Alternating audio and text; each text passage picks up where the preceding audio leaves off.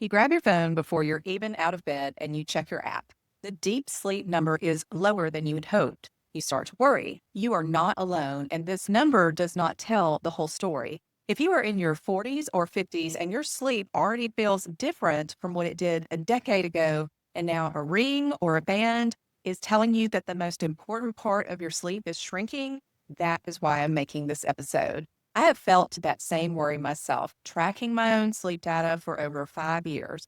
I want to share what I learned because the real answer is more assuring than the number on your screen suggests. Welcome to the Healthy Life Approach podcast. I'm Kristen Beasley. My work focuses on midlife hormones, brain health, and helping people measure what matters. In every episode, I return to one idea: build your base, know your numbers, and own your outcomes. Today, we're in the middle of that idea because knowing your numbers also means understanding what they can and can't tell you. Everything in this episode is for education, not medical advice. I am a health coach and an educator, not your doctor. If anything here makes you genuinely concerned about your sleep, that is a good reason to talk with a healthcare professional.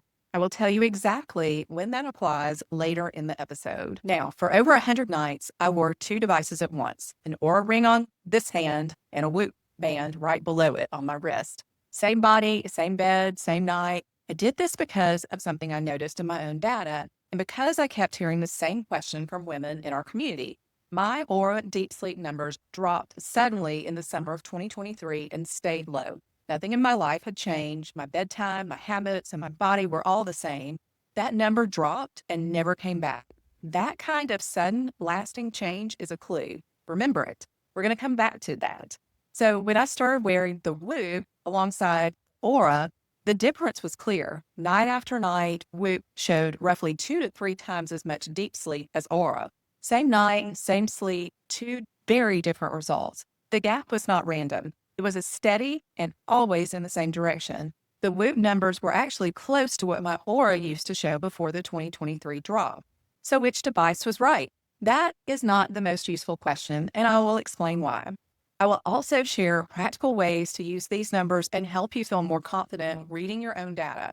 By the end, you will know what to do when your tracker gives you mixed messages. Start with the word itself because that is where the confusion begins. In a sleep lab, deep sleep has a specific definition. It is called N3, measured by the slow electrical waves your brain produces using electrodes on your scalp. This is the gold standard, polysomnography. A trained technician reviews your night in 30-second segments, watching what your brain, eyes, and muscles are doing. The ring or the band on your hand does not have electrodes on your scalp, so it cannot measure your brain waves. Instead, it measures movement and your pulse through your skin, just like it tracks your heart rate. Using these indirect signals, the device's algorithm makes its best guess about which sleep stage you are in.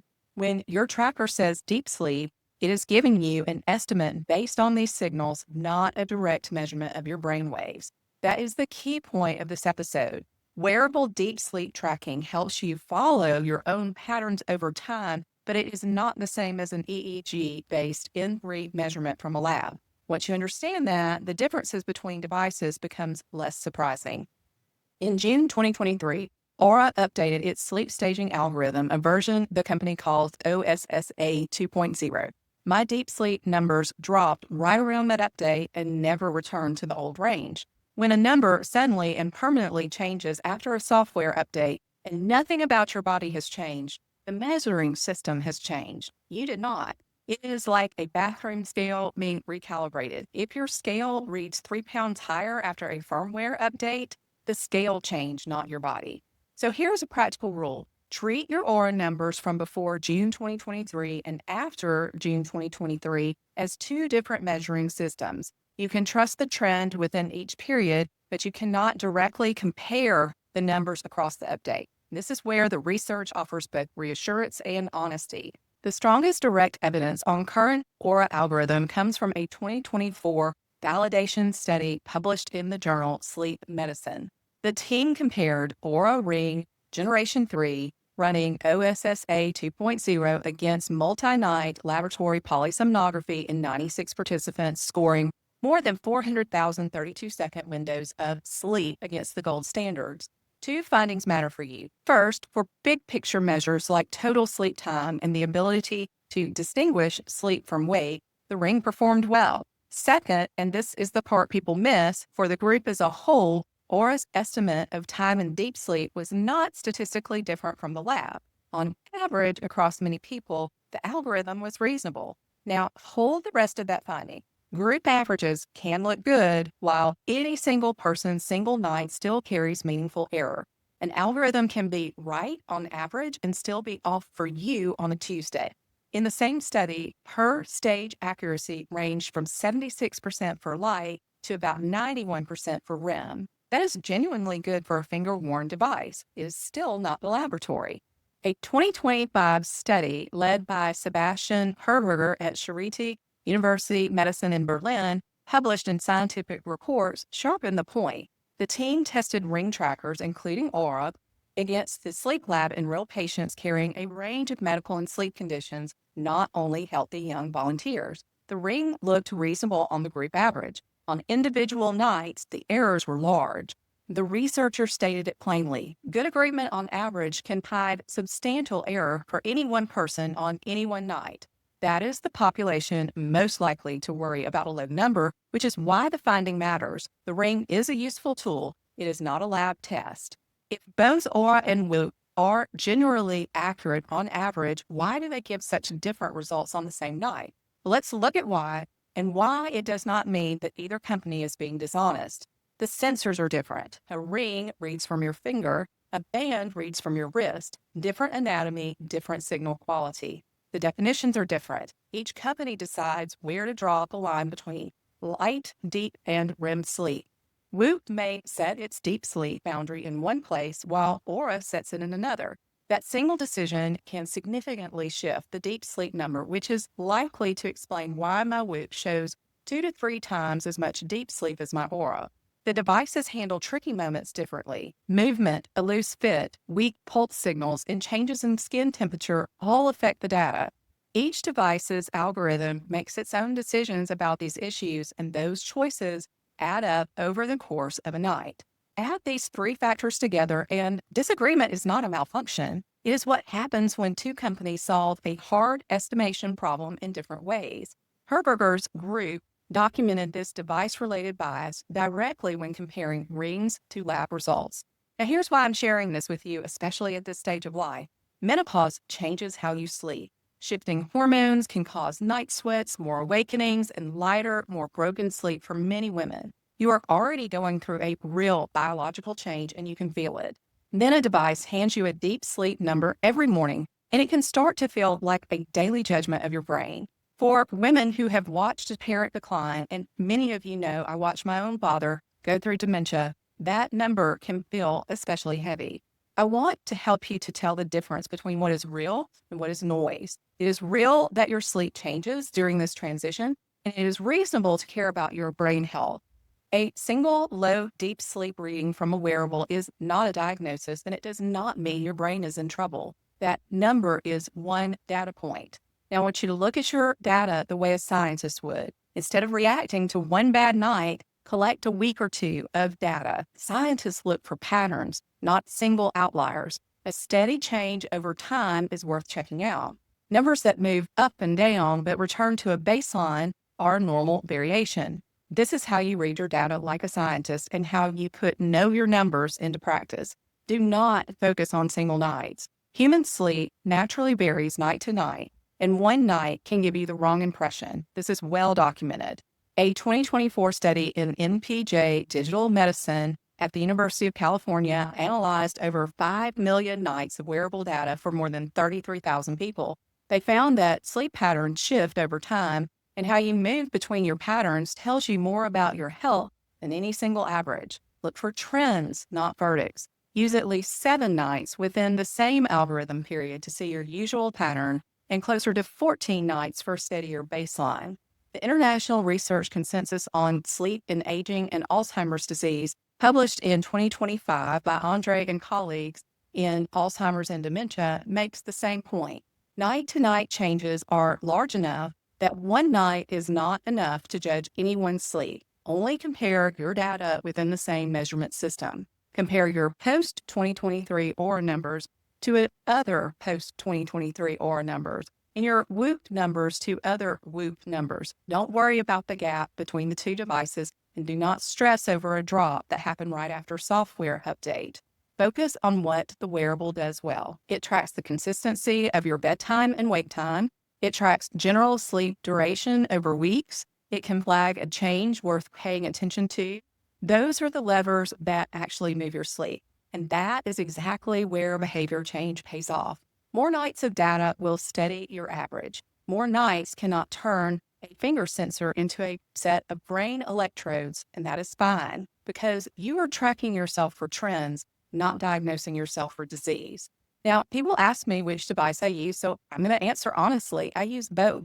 I have stopped trying to crown a winner because each one earns its place for a different reason.